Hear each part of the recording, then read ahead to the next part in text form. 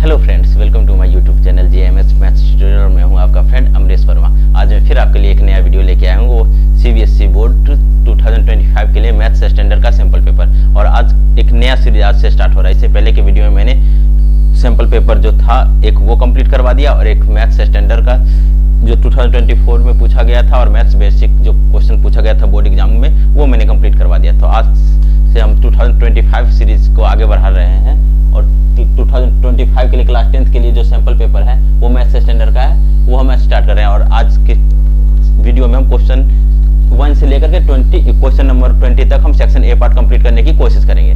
देखते हैं first question क्या कह रहा है। If A and B are two prime numbers then what is their HCF. अब ए और बी दो प्राइम नंबर्स हैं, ए और बी दो प्राइम नंबर्स हैं, जिसमें प्राइम नंबर्स क्या होता है, प्राइम नंबर वह नंबर होता है जिसके केवल और केवल दो फैक्टर्स होते हैं।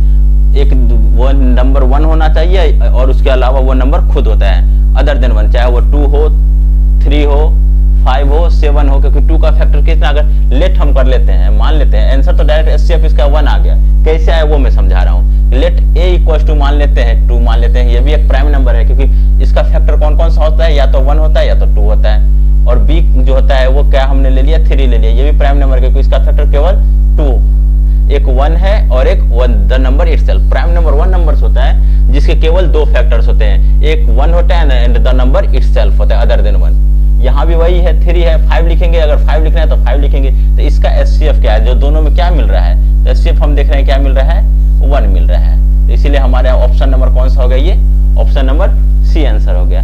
अब चलते हैं नेक्स्ट क्वेश्चन की ओर।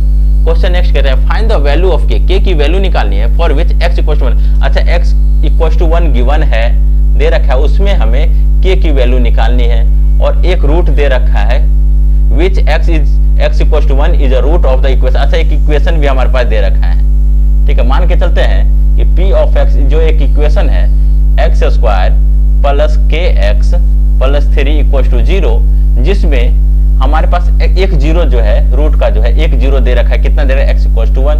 तो p1 का वैल्यू निकालना है, तो ये 1 का square plus k into 1 plus 3 equal to 0। तो ये 1 का स्क्वायर कितना होता है, 1 होता है, plus k plus 3 equal to 0। तो 1 प्लस 3 कितना हो गया, 4 प्लस k इक्वल टू 0। तो k का वैल्यू प्लस है तो दूसरी तरफ जाने के बाद वो माइनस हो जाएगा। ये कोई ऑप्शन नंबर है, ऑप्शन नंबर सी, ये हमारा ऑप्शन नंबर सी इसका आंसर आ गया। Question number 2, question number first का हमारे पास आंसर हो गया कौन सा, ऑप्शन नंबर सी, और क्वेश्चन नंबर 2 का भी आंसर हो गया हमारे पास ऑप्शन नंबर सी। ये सी ऑप्शन हो गया इसका भी, और ये सी आंसर हो गया इसका भी, ठीक है, दोनों का आंसर आ गया। अब देखते हैं नेक्स्ट क्वेश्चन। नेक्स्ट क्वेश्चन कह रहा है कि the graph of y equal to px। अच्छा, y इक्वल टू px दे रखा है given in the following figure. ये फिगर दे रखा है कुछ पॉलिनोमियल है for some polynomial p of x। p of x में y equal to p of x है, जिसमें नंबर ऑफ जीरो दे रखा है। अच्छा, p ऑफ x, x का मतलब ये x पे, ये x एक्सिस पे कितने पॉइंट पे ये जीरोज कट रहे हैं, तो हमें एक ही पॉइंट नजर आ रहा है और वो पॉइंट है ये। तो इसीलिए कितना होगा इसका आंसर 1 हो गया। अगर ये 2 अगर पूरा अगर कहता अगर px इक्वल टू y, तो y पे हम देखते, तो y पे भी एक ही पॉइंट पे कट रहा है, तो y का भी आंसर 1 होता।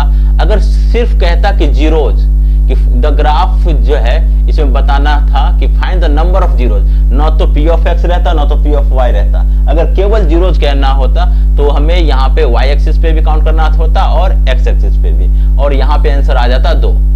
लेकिन हमें सिर्फ p ऑफ x का वैल्यू निकालना है, y equal to p of x। तो x एक्सिस पे देखेंगे, x एक्सिस पे कितना मीटिंग पॉइंट है, एक मीटिंग पॉइंट है, इसीलिए हमारा आंसर कितना हो गया, ये 1 0 आंसर, ठीक है। ये क्वेश्चन नंबर 4 देखते हैं कि if 2 digit number has the sum of digit is 10 and the differences between the digit is 2 then the number is. अच्छा, 2 डिजिट नंबर के लिए हम जानते हैं एक 1s प्लेस पे नंबर लिखेंगे और एक 10s प्लेस पे नंबर लिखेंगे। तो 1s प्लेस के लिए हम लोग लिखना शुरू करते हैं।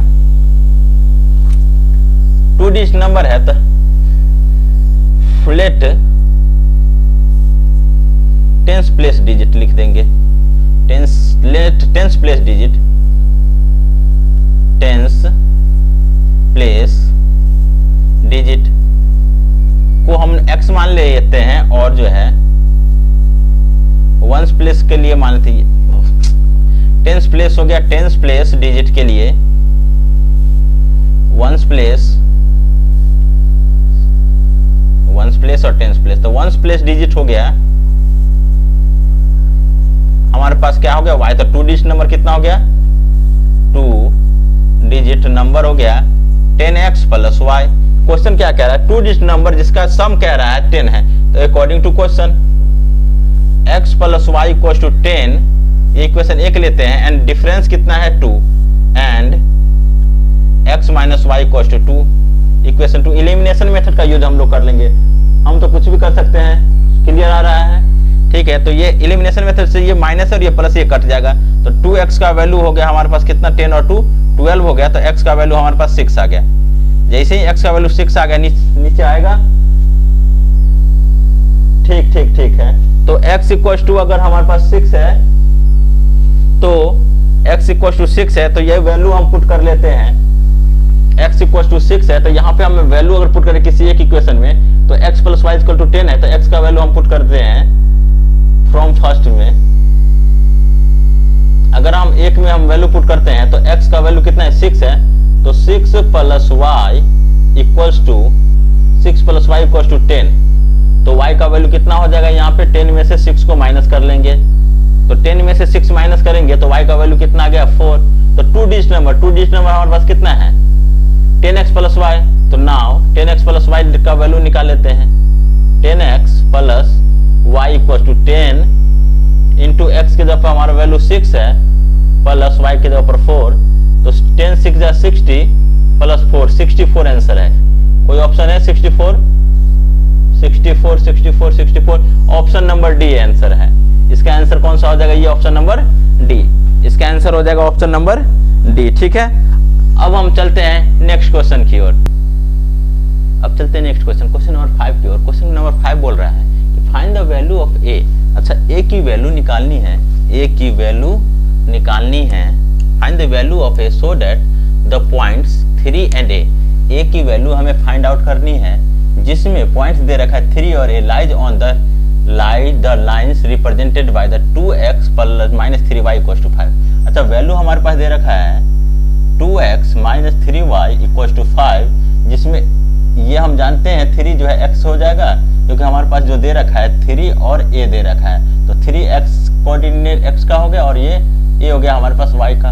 तो x के जगह पर वैल्यू हम पुट कर लेते हैं 3 माइनस 3 इंटू वाई के जगह पर वैल्यू पुट कर लेते हैं a, तो इक्वल टू 5। 3 2 जा 6 माइनस 3a इक्वल टू 5। तो ये माइनस 3a ये इस तरफ आ जाएगा, प्लस है तो दूसरी तरफ आने के बाद माइनस हो जाएगा। तो ये -6, तो ये a का वैल्यू -1 अपॉन ये -3। अच्छा, ऑप्शन मैंने नहीं लिखा था, 1 मिनट मैं ऑप्शन बता दे रहा हूं क्या क्या ऑप्शन में है। ऑप्शन है 5 का, ऑप्शन में लिख दे रहा हूं। इसका ऑप्शन है ऑप्शन नंबर ए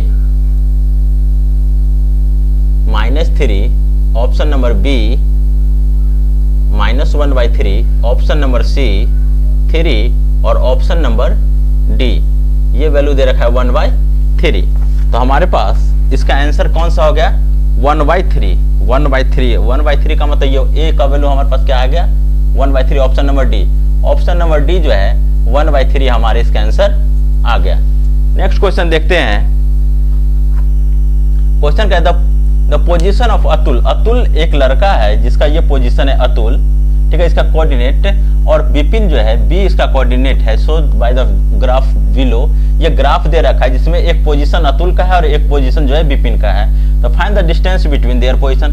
अच्छा, तो एक का कोऑर्डिनेट कितना है, अतुल का कोऑर्डिनेट हम देखते हैं एक्स एक्सिस पे 4 है और वाई एक्सिस पे भी कितना ये 4 है। तो ए का कोऑर्डिनेट तो हमारे पास आ गया 4 4, और साथ में ये जो है B4 विपिन का जो है दे रखा है एक्स का पोजीशन दे रखा है हमारे पास 3 और वाई का पोजीशन दे रखा है 1।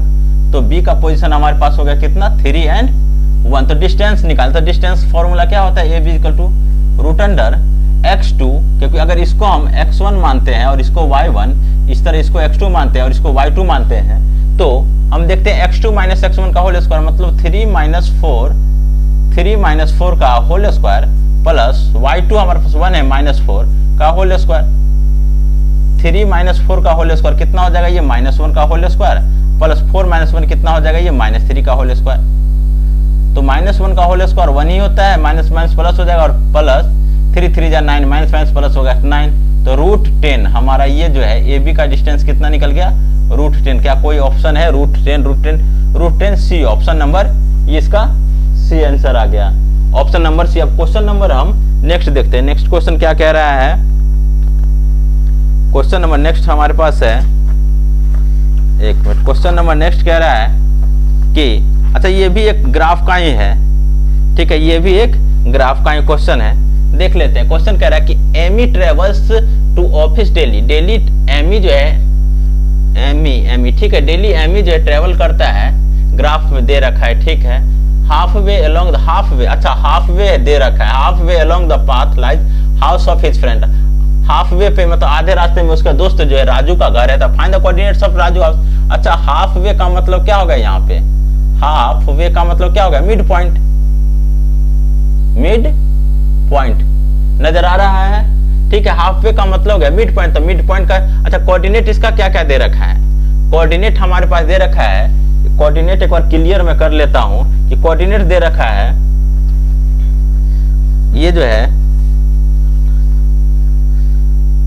ये हमारे पास कोऑर्डिनेट यहाँ पे जो है, ये देखते हैं ये 4 का है और ये हमारे पास कितना है 1 का है, तो ये का हो गया 4 और 1। इसी तरह ये जो दे रखा है कितना है 7 है और ये 5 है, 7 और 5 है। ये इधर से हम x एक्सिस पे देखेंगे तो ये 7 पे आ रहा है और ये y एक्सिस पे देखेंगे 5 है। सी का क्या होगा यहाँ पे 7 और 5 है, ठीक है। कोऑर्डिनेट लिख लेते हैं, a का कोऑर्डिनेट हमारे पास दे रखा है 4 और 1 और साथ में c का कोऑर्डिनेट दे रखा है 7 प्लस 5। तो मिड पॉइंट के लिए फॉर्मूला जो होता है pxy ले लेते हैं मिड पॉइंट के लिए, x1 plus x2 divide by 2 and y1 plus y2 divide by 2।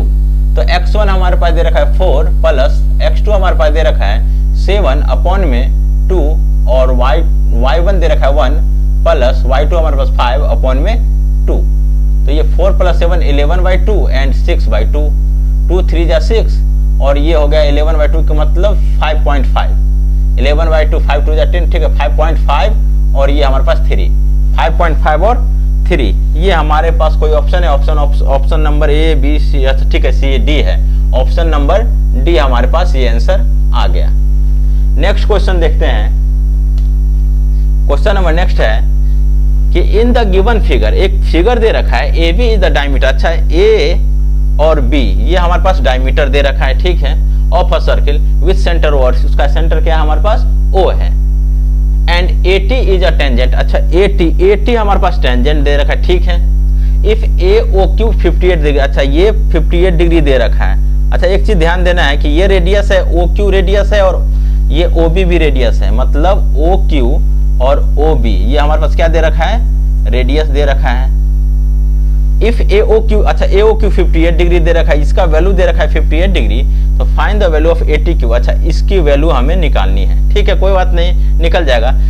अच्छा ये OQ इक्वल टू OB अगर है, OQ इक्वल टू OB, तो हम जानते हैं कि अगर एक ट्रायंगल हम बनाते हैं तो ये जिस ट्रायंगल की दो साइड्स इक्वल हो उसे हम लोग आइसोसेलेस ट्रायंगल कहते हैं, और आइसोसेलेस ट्रायंगल में हम जानते हैं कि दो साइड्स इक्वल हो तो उसके angle opposite to equal sides are equal. इसीलिए अगर हम इसको एंगल 1 मान लेते हैं, और इसको एंगल 2 मान लेते हैं, तो एंगल 1 इक्वल टू एंगल 2 हो जाएगा। इसको हम x मान लेते हैं, लेट हमने क्या इसको कर लिया, x मान लिया, x लेट कर लिया। क्या लिखेंगे, angle opposite to equal sides are equal. अगर लिखना है तो लिख सकते हैं, लेकिन MCQ है, इसके लिए नहीं भी लिखेंगे तो चलेगा, लेकिन ये प्रॉपर्टी हमें जानना बहुत जरूरी है कि angle opposite to equal sides are equal, angle opposite to equal sides are equal. अगर ये हम लिख लिए तो हम देख रहे हैं कि ये 58 डिग्री एक्सटीरियर एंगल प्रॉपर्टी में क्या कहता है कि 58 equal to x plus x, sum of opposite interior angle जो है वो एक्सटीरियर एंगल के बराबर होता है। यहां लिखेंगे exterior angle property, exterior angle property, ठीक है, क्लियर है, ठीक है। तो ये 2x किसके बराबर हो जाएगा, 58 के बराबर हो जाएगा। 2x, अगर 2x की वैल्यू 2x की वैल्यू 58 है तो x की वैल्यू कितनी हो जाएगी 29 डिग्री। अब जैसे ही x की वैल्यू 29 डिग्री आई, इसका मतलब एंगल 1 हमारे पास कितना आ गया, इसका मतलब एंगल 1 की वैल्यू आ गई हमारे पास 29। एंगल 1 लो, एंगल 2 लो, कोई भी लो, इसका वैल्यू हमारे पास 29 डिग्री है। लेकिन हमें ये एंगल 1 नहीं निकालना है, हमें जो एंगल t निकालना है। तो एक हम जानते हैं एक और टेंजेंट जो अपने आप में कितना डिग्री बनाता है, टेंजेंट जो है सर्कल पे 90 डिग्री का एंगल बनाता है। तो हम देखते हैं एक ट्रायंगल हमारे पास बन रहा है BAT। तो इन ट्रायंगल BAT क्या हो जाएगा, angle B plus angle A plus angle T 180 degree angle sum property जो होता है। तो B का वैल्यू हमें कितना 1 है, 1 का वैल्यू हमारे पास 29 निकल गया, प्लस A हमारे पास 90 डिग्री है और एंगल T का ही तो वैल्यू निकालना है हमें 180 डिग्री। तो एंगल T कितना हो जाएगा, ये 180 में से ये 9 और 9 to 11 119 डिग्री हो गया, 119 डिग्री हो गया। तो एंगल T आ जाएगा, एंगल T का वैल्यू हमारे पास कितना हो जाएगा, ये 61, 9 1 10 और 6 7 8, ठीक है 61 डिग्री। कोई ऑप्शन है, ऑप्शन कोई है, option C, option number C, इसका आंसर क्या हो गया, ऑप्शन नंबर सी। अब हम चलते हैं नेक्स्ट क्वेश्चन की ओर। अब चलते हैं क्वेश्चन नंबर 9। क्वेश्चन नंबर 9 बोला कि triangle ABC similar triangle DEF such that AB equals to 3 cm, BC equals to 2 cm, CA equals to 2.5 cm and EF is equal to 4 cm. Then the perimeter of triangle DEF, DEF का जो है parameter क्या है। अच्छा question कह रहा है ABC, मान के चलते हैं ये एक ट्रायंगल हमने ले लिया ABC और एक ट्रायंगल ले लिया DEF। ये A है, ये B है, ये C है, ये ट्रायंगल D ले लिया हमने, ये E और F, जिसमें AB का वैल्यू दे रखा है 3 है, ये 3 सेंटीमीटर ले लेते हैं। BC 2 है, 2 सेंटीमीटर ले लेते हैं। CA 2.5 है, 2.5 ले लेते हैं। साथ में EF की वैल्यू दे रखी है 4 सेंटीमीटर। तो पैरामीटर ऑफ DF, तो हम जब ये ट्रायंगल सिमिलर गिवन है, अगर ट्रायंगल सिमिलर गिवन है तो हम जानते हैं क्या कि AB अपॉन ये DE हो जाएगा इक्वल टू, क्योंकि हम जानते हैं सिमिलर ट्रायंगल को जो है सेम प्रोपोर्शन में डिवाइड करता है। AB upon DE equal to BC upon में EF equal to AC upon में DF। तो AB की वैल्यू हमारे पास कितनी दे रखी है 3 और DE की वैल्यू हमें पता नहीं है। चलिए ठीक है, DE के जगह पर DE लिखते हैं। BC की वैल्यू दे रखी है 2 और EF की वैल्यू 4 दे रखी है, ठीक है। और AC की वैल्यू हमारे पास 2.5 है और DF की वैल्यू हमें पता नहीं है, DF की वैल्यू हमें पता नहीं है, ठीक है कोई बात नहीं है, निकालते हैं। ये 1 हो जाएगा, ये 2 हो जाएगा। तो यहां से हम देखते हैं कि 3/DE इक्वल टू 1/2। तो बाय क्रॉस मल्टीप्लीकेशन अगर हम करते हैं तो हम देखते हैं इससे कि DE की वैल्यू हमारे पास आ गई, DE की वैल्यू हमारे पास आ गई 3 2 6 सेंटीमीटर। और सिमिलरली यहां देखते हैं कि 2.5 अपॉन में DF ये किसके बराबर है 1/2। तो ये DF बाय क्रॉस मल्टीप्लीकेशन करेंगे तो ये DF की वैल्यू हमारे पास हो गया 2.5 2 कितना होता है 5 सेंटीमीटर। तो पेरीमीटर निकाल लेते हैं, सम ऑफ ऑल साइड होता है। ये हमारे पास 4 सेंटीमीटर दे रखा है, ये हमारे पास 5 सेंटीमीटर दे रखा है और ये हमारे पास 6 सेंटीमीटर दे रखा है। तो 4 + 5 9 और 9 6 15 सेंटीमीटर, 15 सेंटीमीटर। कोई ऑप्शन है, ऑप्शन नंबर ए, ऑप्शन नंबर ये हमारा ए आंसर आ गया 15 सेंटीमीटर, ठीक है। नेक्स्ट क्वेश्चन देखते हैं कि ऑल इक्विलेटरल ट्रायंगल्स आर। अच्छा इक्विलेटरल ट्रायंगल कौन से ट्रायंगल होते हैं, वो ट्रायंगल जिसके सभी एंगल्स क्या होते हैं 60 डिग्री होते हैं और सभी साइड्स इक्वल होते हैं। अगर मैं बोल दूं कि एक ट्रायंगल हमने ABC ले लिया जिसका ये अगर 4 सेंटीमीटर है, 4 सेंटीमीटर 4 सेंटीमीटर। दूसरा ट्रायंगल हमने ले लिया DEF, तो ये ले लिया, ये भी 60 डिग्री, क्योंकि इक्विलेटरल ट्रायंगल के सभी एंगल क्या होते हैं 60 डिग्री और साइड जो होते हैं क्या होता है इक्वल होते हैं। तो ये 2 सेंटीमीटर 2 सेंटीमीटर 2 सेंटीमीटर। तो हम क्या देख रहे हैं, साइड तो सेम प्रोपोर्शन में है, एंगल तो सेम है, लेकिन साइड जो है 4 के जगह पर 4 नहीं, यहाँ पे 2 है 4 4 4 यहाँ सेम प्रोपोर्शन में। इसका मतलब सभी ट्रायंगल जो है क्या होते हैं हमारे पास, वो क्या हो जाएगा ऑप्शन में सिमिलर हो जाएगा। यहाँ ऑप्शन नंबर कौन सा हो जाएगा, सी, ऑप्शन नंबर सी, सिमिलर। हमारा जितने भी इक्विलेटरल ट्रायंगल हैं वो क्या होते हैं सिमिलर होते हैं। अब चलते हैं क्वेश्चन नंबर नेक्स्ट 11।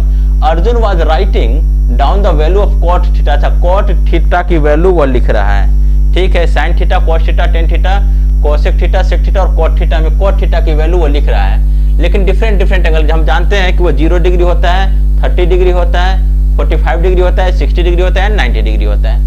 आगे कह रहा है he knew that cot theta was not defined। अच्छा, वो जानता है कि cot theta का वैल्यू जो है नॉट डिफाइंड होता है एक पार्टिकुलर एंगल के लिए, कोई पार्टिकुलर एंगल के लिए कितना होता है, नॉट डिफाइंड होता है, बट couldn't remember it, लेकिन उसे याद नहीं है। तो क्या पार्टिकुलर एंगल होता है, तो हम जानते हैं cot theta की वैल्यू क्या होती है, 0 होती है। cot 0 होता है, cot 0 डिग्री, cot जो है cot 0 डिग्री की वैल्यू क्या होती है, नॉट डिफाइंड होती है, नॉट डिफाइंड होती है। ये जब कोई लेंदी क्वेश्चन आएगा तब मैं आपको उसमें बताऊंगा टेबल कैसे बनता है, क्योंकि साइन कॉस से हम पूरा कंप्लीट कर लेते हैं। ये एमसीक्यू है, इसीलिए आपको ये ध्यान में रखना है कि कॉट 0 डिग्री का वैल्यू कितना होता है, ये हमारे पास नॉट डिफाइंड। तो ऑप्शन नंबर इसका क्या हो गया, ए आंसर हो गया, ऑप्शन नंबर ए। अब क्वेश्चन नेक्स्ट क्वेश्चन बोल रहा है कि 2 sin a = √3 then the value of a is. तो देखिए सॉल्यूशन करते हैं। 2 sin a इक्वल टू कितना, 2 sin 2a, 2 sin 2a equal to दे रखा है √3, तो ये 2 मल्टीप्लाई में है तो इधर आने के बाद डिवाइड में आ जाएगा। तो sin 2a इक्वल टू √3/2, और √3/2 किसका वैल्यू होता है, तो sin 30 का वैल्यू होता है, और sin 60 का वैल्यू होता है। sin 2a इक्वल टू कितना लिखेंगे हम, sin 60 डिग्री। अच्छा, sin से sin अगर हट गया तो ये क्या आ गया हमारे पास, कट गया, तो ये 2a का वैल्यू 60 डिग्री, तो a का वैल्यू हमारे पास, a का वैल्यू कितना आ गया, ये 30 डिग्री। क्लियर है, क्लियर है। तो ये a का वैल्यू 30 डिग्री, ऑप्शन नंबर ए।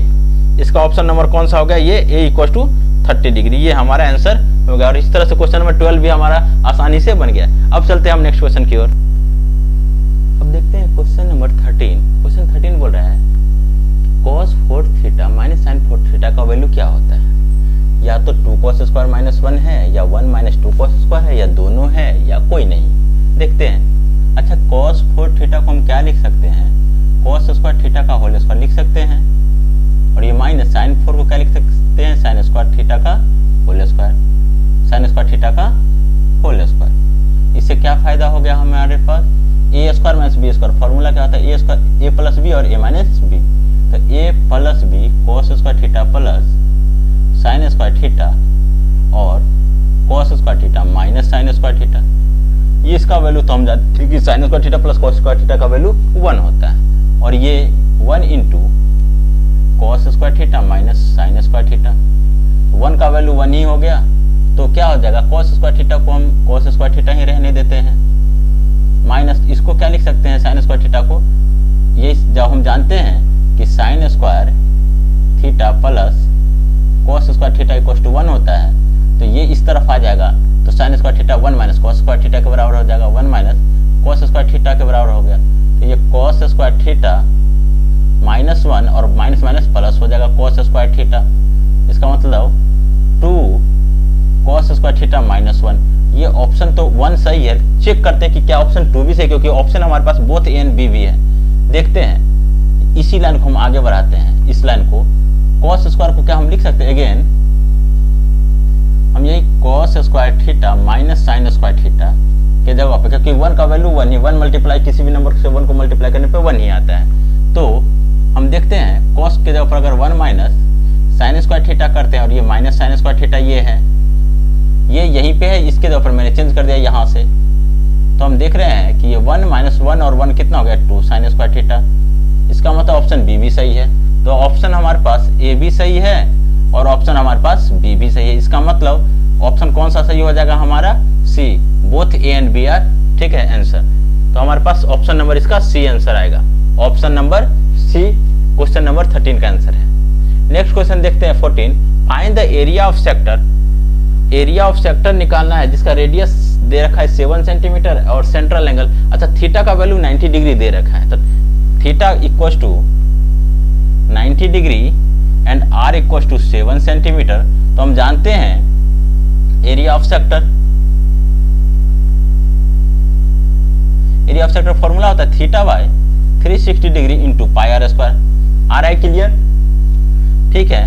तो थीटा का वैल्यू हमारे पास 90 है, अपॉन में 360, मल्टीप्लाई 22/7 और r का वैल्यू हमारे पास 7 × 7, ठीक है। एक 7 से 7 कट गया, 9 4 जा 36, ये हो गया 2 से 2 2 जा 2 11 जा, तो 11 7 जा 77/2, तो ये कितना हो गया 38.5 सेंटीमीटर। इसको डिवाइड करेंगे तो ऑप्शन नंबर कौन सा हो गया हमारे पास, ये ऑप्शन नंबर सी आंसर आ गया। अब हम देखते हैं क्वेश्चन नंबर 15।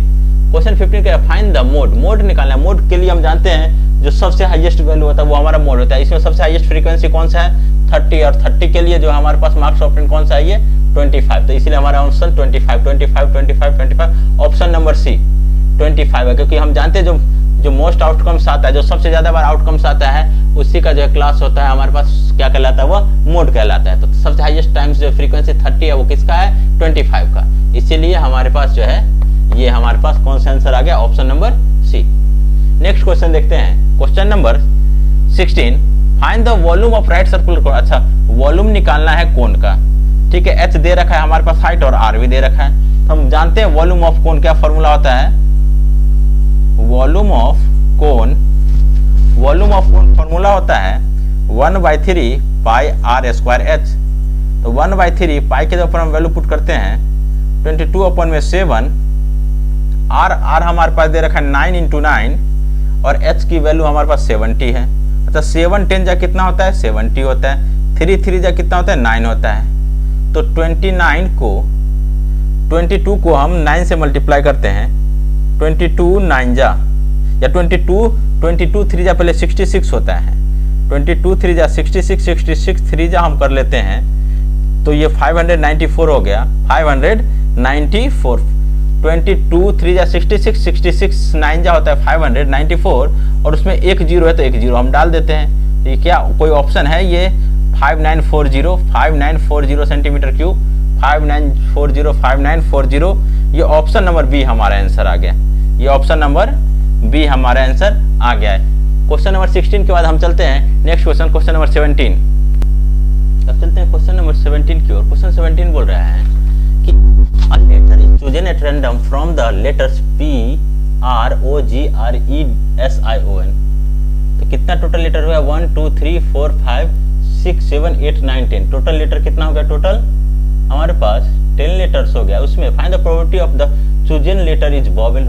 वॉवेल इसमें कौन कौन सा है देखते हैं, एक O हो गया, एक E हो गया 2, और एक I, और ये एक O, मतलब 1 2 3 4 वॉवेल्स कितने हो गए, यहाँ पे वॉवेल्स हो गया 4। तो प्रोबेबिलिटी ऑफ वॉवेल्स की कितनी 4/10, 2 2 जा 4, 2 5 जा 10, इसका मतलब 2/5 कोई ऑप्शन है 2/5 ऑप्शन नंबर बी, ये हमारा ऑप्शन नंबर बी आंसर आ गया। नेक्स्ट क्वेश्चन देखते हैं कि if a point C and D lies in the third quadrant. अच्छा सी एंड डी हम जानते हैं कि अगर एक कोई लाइन हम खींचेंगे ड्रॉ करेंगे तो ये हमारे पास ये एक्स एक्सिस है, एक्स एक्स डैश, और ये वाई है और ये वाई डैश है। तो ये फर्स्ट क्वाड्रेंट होता है एक्स और वाई फर्स्ट क्वाड्रेंट में। सेकंड में देखते हैं एक्स डैश है तो एक्स डैश और ये वाई है। तो ये थर्ड क्वाड्रेंट है तो ये एक्स डैश है और वाई डैश है, और ये फोर्थ क्वाड्रेंट है तो उसमें एक्स और वाई डैश है। हम जानते हैं कि जहां जहां पे डैश होता है वो निगेटिव होता है, इसका मतलब ये दोनों हमारे पास एक्स भी जो है ये एक्स और वाई दोनों है, तो एक्स और वाई में कोई डैश नहीं, इसका मतलब ये पॉजिटिव हो गया। यहाँ पे ये हम देखते हैं एक्स निगेटिव है और वाई पॉजिटिव है। तीसरा है अगर एक्स डैश वाई डैश तो ये भी निगेटिव है। और फोर्थ क्वाड्रेंट ये हमारे पास थर्ड जो है, एक बार देख लेते हैं फिर से, थर्ड जो है एक्स डैश है और ये वाई है, वाई डैश है, तो इसका मतलब ये भी निगेटिव है।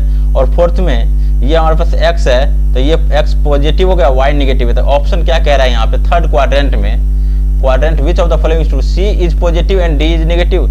थर्ड में सी निगेटिव है और ये जो है एक्स भी निगेटिव है और वाई भी निगेटिव, इसका मतलब सी भी निगेटिव डी भी निगेटिव। ऑप्शन नंबर सी है, सी और दोनों निगेटिव है, क्योंकि यहाँ पे कह रहा है सी पॉजिटिव नहीं है, पॉसिबल नहीं है, गलत है ये option. Both C and D are positive, ये भी गलत है। C is negative and D is positive, ये भी गलत है। तो हमारा कौन सा आंसर सही हुआ, option number C. Option number C हमारा सही होगा कि both C and D are negative. Next question देखते हैं, ये एसर्शन और रीजन का क्वेश्चन है। एसर्शन रीजन कहते हैं the length of chain is used as a boundary of the semi circular park is 90 centimetre. अच्छा ठीक है 90 मीटर दे रखा है, देन द एरिया विल भी इतना है और if the radius of the circle is r then the r plus 2r equal to 90। ये तो हमारे पास ऑलरेडी दिया हुआ है, यहाँ पे 90 मीटर तो दे ही रखा है, ये क्वेश्चन में हमारे पास 90 डिग्री दे ही रखा है। हाँ ठीक है, 90 डिग्री तो दे ही रखा है, तो देख लेते हैं, क्योंकि यहाँ दे रखा है pi r plus 2r equal to 90, तो पाई के ऊपर वैल्यू कितना पुट कर देंगे, 22/7 22/7 r plus 2r equal to 90। अगर ये हम एलसीएम ले लेते हैं तो 7 हो गया, ये 22r हो गया, प्लस ये 7 2 14r इक्वल टू 90। तो 22 और 14 कितना हो गया, ये 36r इक्वल टू 90 इंटू 7। तो r का वैल्यू हमारे पास कितना हो गया, अगर काटते हैं 6 से अगर काटते हैं 6 जा और 6 जो है 15 जा, और कटेगा देख लेते हैं, 3 से 3 2 जा डायरेक्ट में 3 से काट लेता, वही सही था, 2 से, और ये 3 5 जा, इसका मतलब r इक्वल टू 35/2 इसका मतलब 17.5। ठीक है, तो ये r का वैल्यू निकल गया। तो एरिया हम निकाल लेते हैं, एरिया फॉर्मूला हाफ पाई r स्क्वायर होता है, एरिया का फॉर्मूला क्या होता है, हाफ पाई स्क्वायर।